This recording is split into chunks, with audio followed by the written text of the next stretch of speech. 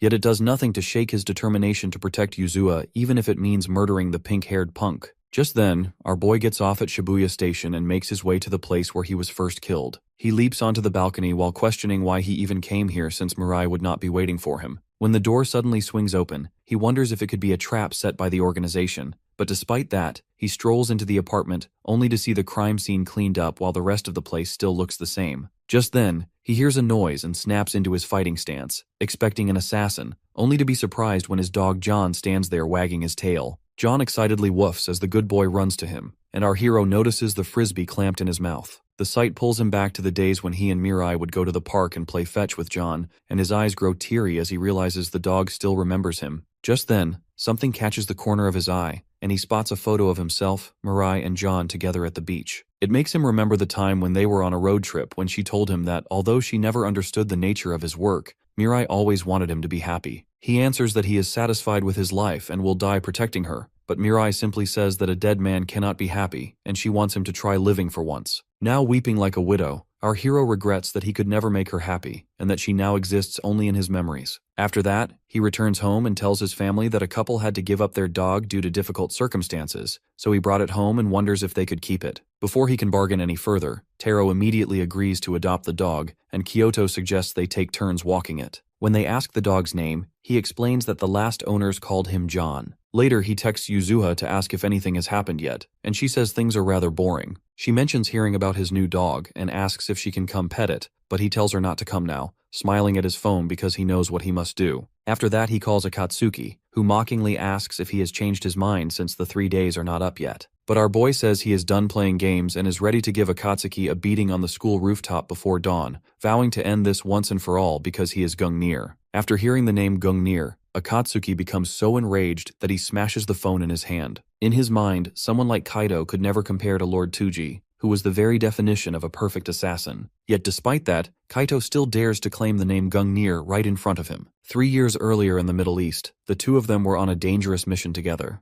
At one point, Akatsuki made a critical mistake which left him completely surrounded by enemies. His left arm was blown apart, and it was clear he was about to die. Right as he steeled himself for the end, Tuji suddenly appeared and cut down every enemy in the blink of an eye. Akatsuki had thanked him, saying he was only able to make it this far because of his blast, and urged him to return alive, promising to take care of the mission from there. The next morning, the two of them meet on the rooftop. Akatsuki casually asks Kaito what he is thinking, coming here to fight while wearing a school uniform. Kaito replies that he plans to defeat him first, and then attend his classes afterward. Laughing, Akatsuki tells him they both had the exact same idea, and adds that ever since yesterday, he has been thinking about how Kaito's movements were almost the same as Gungnir. He admits he had once wanted to be like him, but now that Kaito has made him feel Gungnir's presence firsthand, he will never forgive him for it, at least not until he blows him into little pieces of roasted flesh. With a smirk, Akatsuki says that he wants to share a little secret before they start fighting. He reveals that he has planted bombs somewhere in the school, and because his left prosthetic arm is directly connected to his brain, he can detonate them instantly with just a movement of his fingers. If Kaito loses to him, then many people will die, and the only way to stop the bloodshed is by severing the connection between his arm and his brain. That leaves only two options to either cut off his arm or destroy his brain. However, Kaito calmly points out that there is a third option. The bombs can also be disarmed if Akatsuki is knocked unconscious. Hearing this, Akatsuki is genuinely surprised, and Kaito explains that he already told him he knows Akatsuki. As Kaito gets ready to fight, he says that he did not come here to kill him, and he only came to stop him. With a confident smile, Kaito asks if Akatsuki truly believes he can pull that off. Then, without warning, he dashes forward and unleashes an attack. Akatsuki manages to dodge it, but our boy notes that his only advantage lies in knowing Akatsuki's tactics and personality, because the physical performance of this body is nowhere near the same level as his own.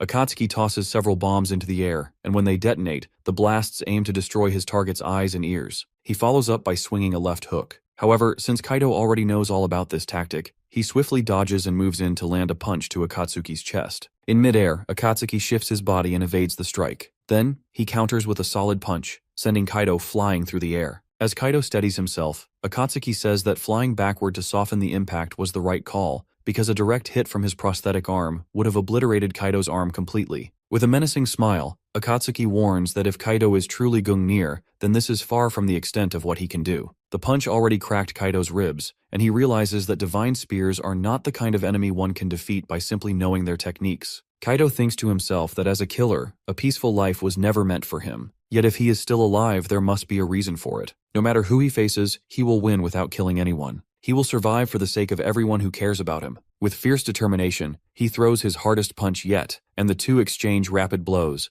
but Kaido suddenly feels a sharp pain in his head. Akatsuki takes advantage of the moment, unleashing a flurry of strikes. Kaido tries to evade them, but he cannot avoid them all. He tells himself he needs to focus more on reading his opponent's movements. Akatsuki lands a heavy kick, sending Kaido skidding backward. With the distance between them widened, Akatsuki hurls another bomb and detonates it. A massive explosion erupts and he rushes in for the finishing strike. But since Kaido knows his every move, he is already prepared. Akatsuki throws a full-force punch, but Kaido blocks it, telling him that he can feel his rage and killing intent, and something like this will not break his will. He will take in all of Akatsuki's anger and swallow it whole. Akatsuki senses that something is off and jumps backward. Meanwhile, Kaido holds his head as his senses become so sharp he can detect not only the physical objects around him, but also the assassin's consciousness. Akatsuki is caught off guard by the sudden change in attitude and wonders what exactly just happened. He thinks that he launched the last attack from Kaido's blind spot, and wonders how the hell the school kid managed to block something like that, as if he already knew exactly where it would come from. He takes out a few more of the bomb cubes and states that things are starting to get more interesting. He bends over with a serious look and says that he does not know what Kaido is thinking, but promises to break through his defenses with the next move. Our boy takes a defensive position and realizes that Akatsuki is on the offense once again. The pink-haired assassin drops one of the bombs behind him and uses the blast to send the other bomb cube flying full speed toward Kaido. A huge explosion occurs, but our boy manages to dodge it by becoming Jin Woo and stepping to the side at the last second, which causes the item to explode right behind him. Akatsuki calls him impressive for managing to dodge his special attack, but he thinks that if our hero could be assassinated that easily, then there would be no point in sending an elite spear like him. But our boy simply gives him the silent treatment and gets ready to take whatever the pink-haired boy can throw at him. Back at his house, John wakes up from the explosion, and so does Kaido's mother, who wonders where the sound is coming from. She wonders if they might be fireworks. Meanwhile, back at the rooftop, the two are still going full force at each other. Still guarding with his fists, Kaido thinks that even though it is impossible to see Akatsuki's hands, our boy can still predict every move because he knows all of his patterns. Akatsuki tenses up as he prepares his next move, but our boy expertly predicts that he is about to throw 4 bombs which are supposed to detonate 2 meters in front of him. Just as the assassin is about to activate them, Kaido kicks them all in multiple directions to spread them out, which covers the whole rooftop in powerful explosions. Kaido manages to stay on his feet as he shields his face from the intense explosions, but then he predicts the assassin's next move and dodges an incoming punch from the left. Our hero returns the attack with a few sharp jabs of his own, which forces Akatsuki to go on the defensive as he starts realizing that something is definitely off about this. He wonders what the hell is going on since he cannot even manage to land a single hit. The assassin thinks that Kaido's eyes and ears should have long been out of commission thanks to the bombs, not to mention the scorching heat that should make it nearly impossible to breathe. However, the look in our boy's eyes makes Akatsuki feel as if he can see through all of his movements, which makes him flash back to the memory of his beloved Gungnir. He recalls when Kaido said he is Gungnir, but that causes him to rage out as he yells at our hero not to screw with him. He demands to know if the high schooler truly is his Tuji, and if that is true, then why the hell he appeared now of all times. On the other hand, Kaido is barely hanging on as he struggles to catch his breath, but still manages to keep his fists up. He realizes that even if he can read the assassin's movements, the boy is still far too fast, and he cannot keep up in this untrained body for much longer. He jumps onto the ledge and makes up his mind to finally stop running away. At the same time, Akatsuki thinks there is nowhere left for the guy to escape. He picks up a handful of the bombs and thinks it does not matter if his moves can be predicted, and dares him to dodge the attack as he throws the bomb cubes toward our hero. Our hero locks in at that very moment and runs forward using every ounce of strength in his body while swearing to himself that he will never make anyone unhappy ever again.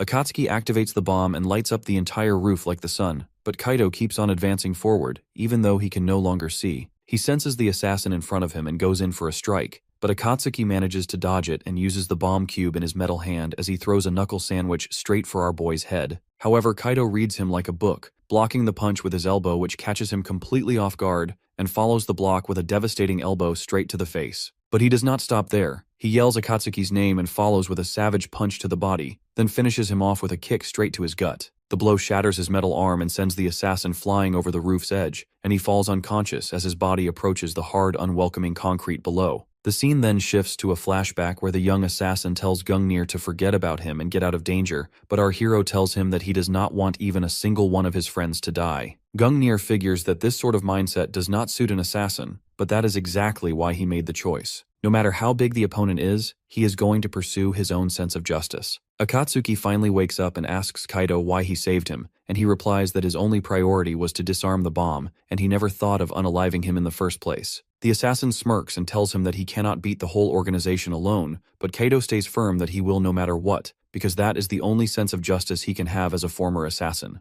The familiar words and look catch Akatsuki by surprise, reminding him of Gungnir, while Kaido states that no matter if it is the Great Will or Odin, he promises to defeat them all. That statement causes Akatsuki to burst into laughter. He repeats Kaido's words and calls him insane to even think of such a thing. To Kaido's surprise, the assassin believes him that he really is Tuji no Cap. The boy smiles and says that only someone insane like Tuji could say something as wild as that, while our hero just looks at him in surprise. The pink-haired boy then gets to the main topic at hand and asks him why he looks like a toothpick when he should be lying 6 feet deep underground. Kaido replies that he was also sure he died back then, but when he woke up, he was suddenly in Kaido's body. He points to his brain and says that for now, it is all that remains of Tuji, which makes Akatsuki sit up in genuine surprise. Our hero continues that the one who gave the order for the hit can only be Odin, which completely drains the color from Akatsuki's face. Kaido then tells him that he definitely needs to get stronger, and asks Akatsuki if he will lend him his help, which makes the assassin flash back to that scene again.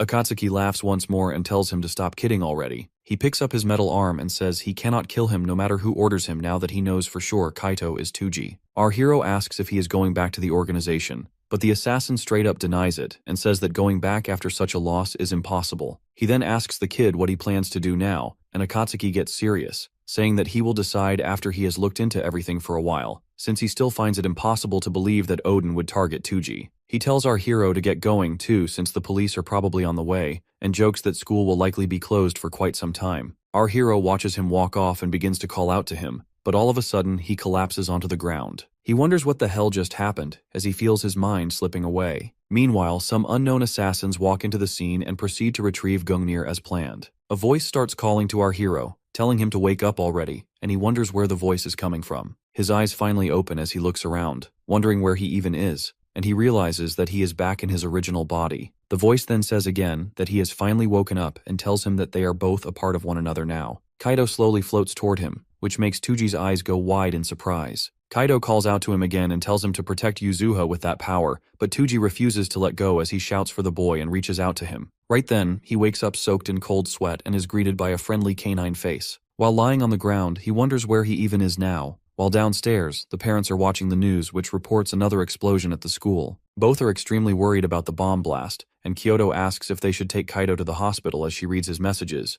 which say he came home early and went to sleep because he felt dizzy. The father asks if she is worrying too much and says Kaido is probably just exhausted from everything that has happened, and reassures her that their son will be fine once he gets some rest. Meanwhile, Kaido stares at the ceiling while thinking that his head still feels fuzzy and realizes that he has slept for half a day. He remembers getting dizzy on the rooftop, then waking up in his room with his wounds already treated. He recalls that Akatsuki finally believed he is Tuji, yet he wonders if he showed enough strength in this weak body to truly convince him. That incredible feeling earlier was as if Akatsuki's emotions were flowing into him, and without that, there was a high chance he would have died. He still wonders what happened to his body, but then his phone rings. When he sees that it is Yuzuha, he quickly answers and yells to ask if she is alright, which surprises her. She immediately flips the question on him since he ignored all her messages since morning. He apologizes and says he had been asleep until now, and that he is just glad she is safe. She then tells him about the explosion at school that blew the roof away and that classes are now cancelled for a week, which he pretends to know nothing about. She realizes something is off and asks Kato if he is involved in this again,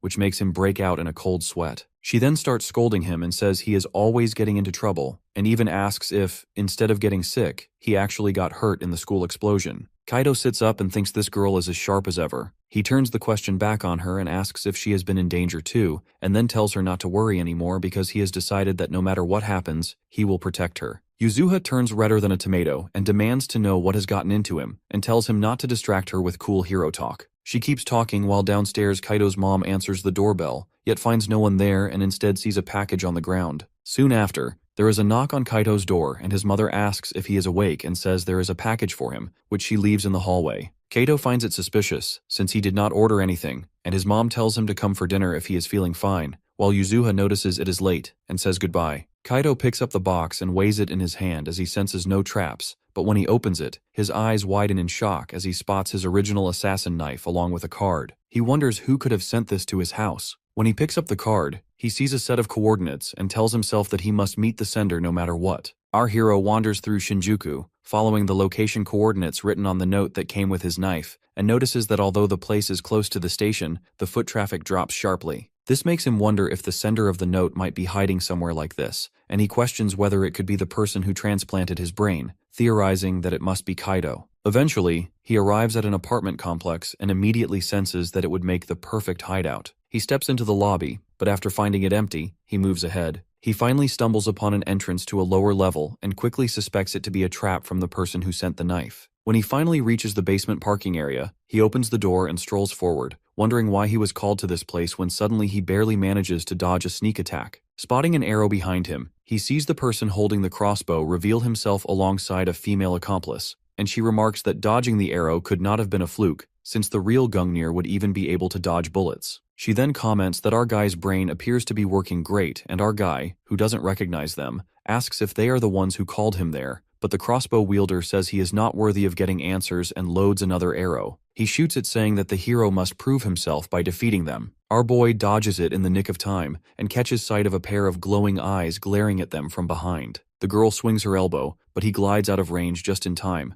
making her strike the pillar instead. Meanwhile, he quickly gauges that the duo has the capability of a mid-level lance, and as she launches another strike, he deflects her punches while noticing that they are using an old organization tactic of creating an opening using a crossbow and ending it with close-quarter combat. Just then, the other guy swings a hook from behind, but our boy pivots and moves in for a double strike, landing an uppercut to the girl's stomach and a roundhouse kick to the man's chin. The impact sends the girl flying while the man staggers back, wondering what kind of force hit him, before he jolts forward to try again. Our guy spots the moves coming from a mile away, just like in the last fight, and predicts that the opponent will open with a 4-strike combo, starting with a left downward slash. So before it even begins, he realizes he doesn't need to dodge, so he blocks the first blow and drives a jab into his chest. As the fight continues, his abilities of spatial awareness, reaction speed, and action prediction accelerate dramatically, and he completely overwhelms the two assassins. The woman quickly realizes that they were not defeated by some child, but by the strongest killer among them known as Gungnir. Just then, the crossbow man laughs and compliments that the hero isn't bad, but says he is done playing, and reaches into his pocket before his partner yells at him to stop because it goes against their orders. But he shouts back that he cannot end it after being humiliated like this. Suddenly, a third voice tells him to stop, and a familiar figure steps into view, greeting our boy Tuji and remarking that his brain transplant was a success. Our guy instantly recognizes him as the organization's doctor, Kyosuke Kuji, and accuses him of being behind the entire brain transplant and links him to the organization. But the doctor tells him to calm down,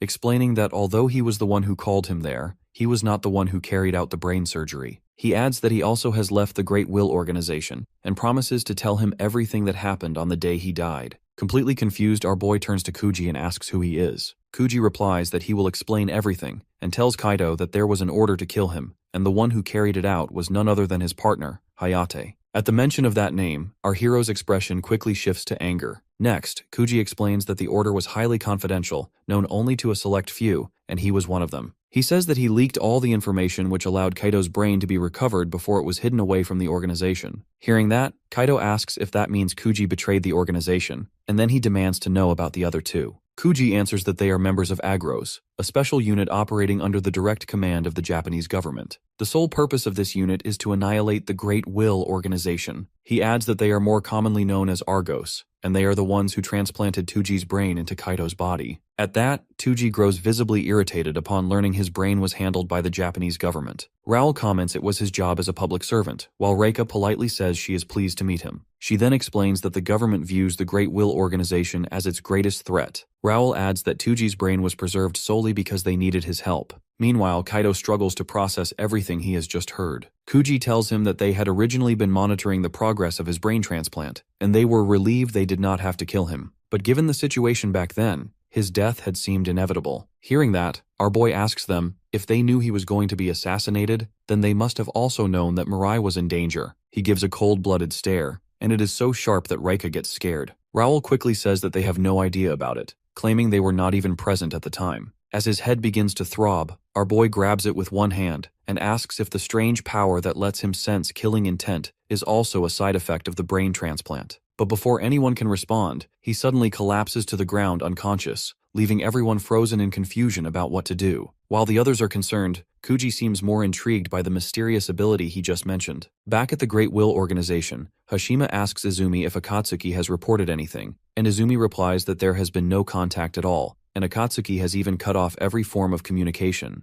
Izumi admits that Akatsuki was always difficult to deal with, but he knows that the 12 divine spears are allowed to do whatever they please, so long as they do not defy Odin. Hashima then asks if he believes it is possible for a member of the 12 divine spears to be defeated, but Izumi scoffs at his question, saying it is rare to hear a joke from him. He comments that unless they are dealing with Gungnir's ghost, he cannot imagine Akatsuki losing to anyone else. Hashima agrees that Gungnir's strength was monstrous, but he reminds him that the man is already dead, and his body was disposed of long ago. Still, Izumi mentions there are rumors that Argos may have discovered something related to that. Both men agree that if there truly is a spy among them, they need to act swiftly before the situation worsens. Fueled by anger, Hashima states that they must eliminate Argos first before turning their attention toward the seat of Fenrir, and Izumi firmly agrees. At the same time, our boy once again finds himself inside the mind realm and quickly recognizes it as the place he has been to before. Kaito appears before him and explains that this is the place where their minds have merged. At that moment, Tuji confirms that he now understands Kaito's identity and asks if this strange space is his power. Kaito tells him that he will be able to use it in its truest sense, as long as he learns to trust his own instincts. Tuji wakes up and notices the situation feels strangely similar to the one after his fight with Akatsuki, where he also collapsed from headaches and dizziness, only to awaken with Kaito's consciousness present. Sitting nearby, Kuji tells him that they are currently inside one of his hideouts, which connects directly to the parking garage they were in earlier. He then explains that it has been exactly 1 hour and 50 minutes since Tuji collapsed until he finally woke up. He also ran several tests on Tuji's brain while he was unconscious, confirming there was no issue with the neural connections. However, the brain activity is operating far beyond the normal range, and it spikes even more during combat.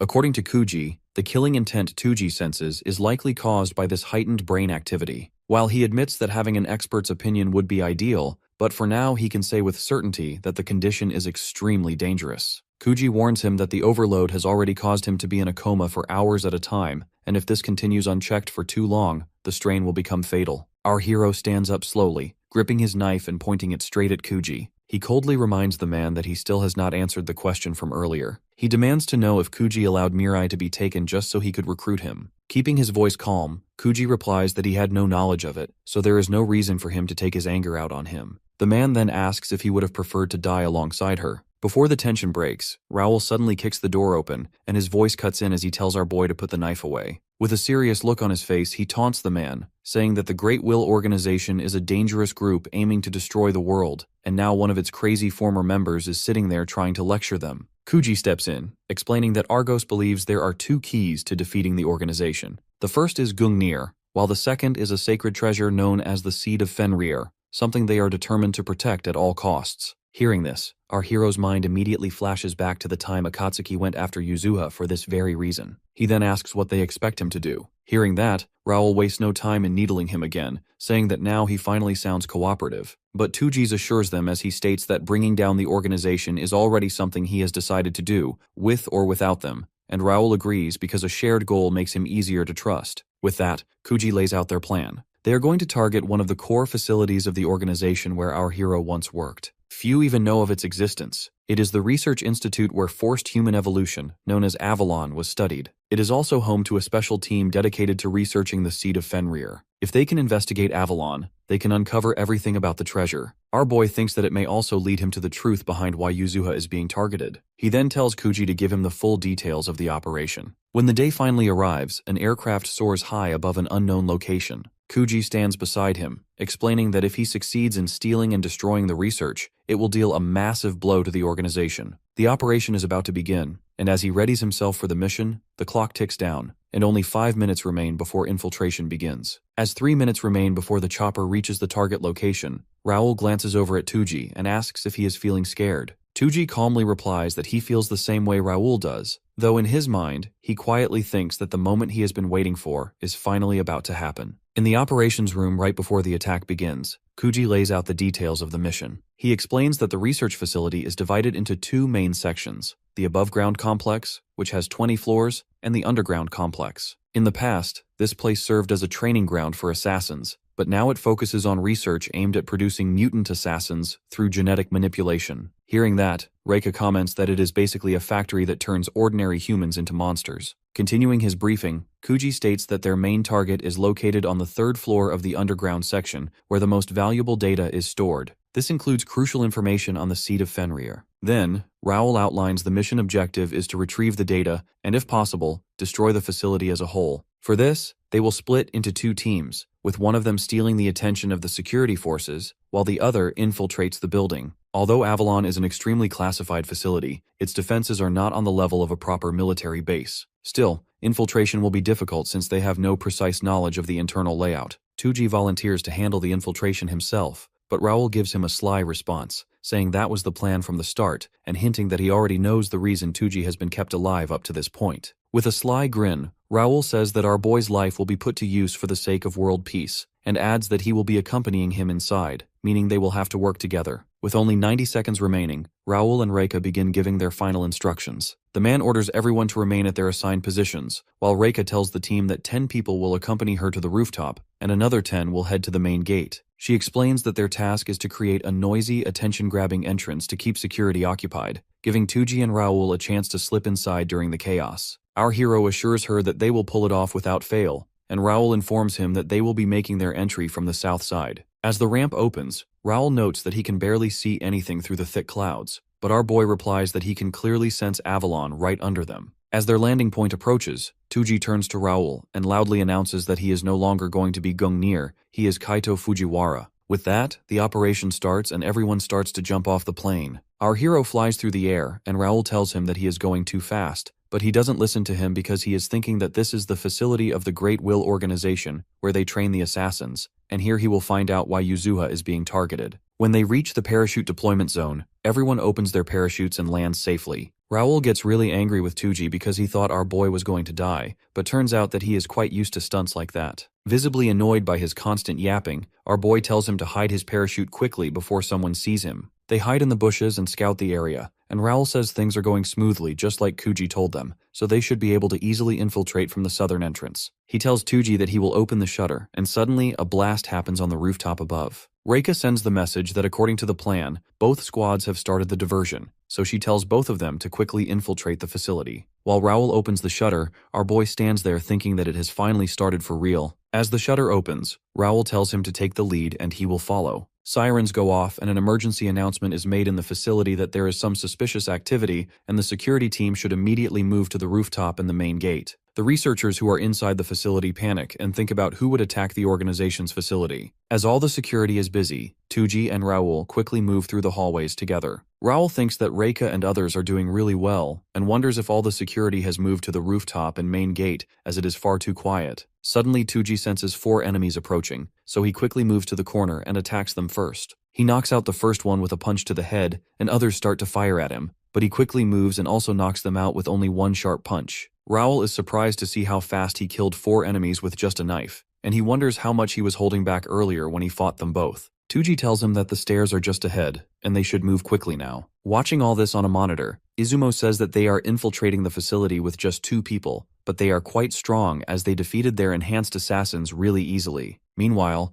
Omega tells her that the guys look pretty delicious, and asks Izumo if he can do whatever he wants if he eliminates both of them, wanting freedom like everyone else. With a cheeky smile, Izumo agrees and tells him that the task assigned to him by Odin is to protect Avalon at all costs. He tells him that he would like to see his power, and if he does this then he will not only be officially recognized as a lance, but also become part of the 12 divine spears. After hearing that, Omega feels pumped up, because this is the very first time he will get to use his powers outside of an experiment, and he is also allowed to kill humans. On the other hand, Raoul tells our boy that they have to move as the enemies are coming, but he just stands there. While he tells him to move on, Tuji stands there and says that this is the place solely designed to produce strong killers like him through inhumane experiments, so he will reject their twisted belief that the only method to change the world is by taking innocent lives.